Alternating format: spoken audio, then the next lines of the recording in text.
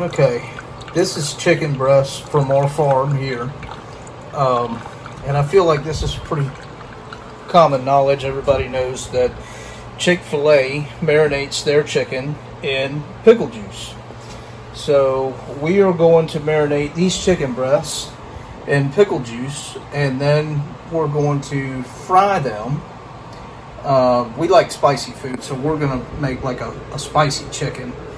But we're going to marinate them in pickle juice, and then we'll do a like a spicy chicken or a spicy batter,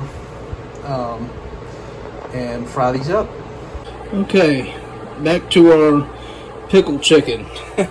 It's we got it down in there, and I have removed some of the pickle juice so that I can put some jalapeno juice in there, because I want to kick this thing up. I want it spicy. So I'm going to pour some jalapeno juice in there now. Okay, as you can see, we've got our jalapeno juice mixed in there. You can see the chicken down on the bottom there.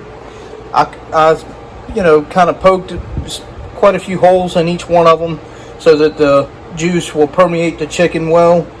I'm going to let this sit at least a day, maybe 2 days before we cook it. So I'll bring you back when we get to that point. Alright, so we've taken the chicken out of the pickle juice and just cut them in half. So here's the egg wash we made, just milk, a little bit of milk and 1 egg. And then here is the flour, and all I've added to it is smoked paprika, chili powder, and cayenne pepper. I wanted to put some garlic powder in here, but apparently I'm out. Alright, this is what they look like all breaded up in the flour.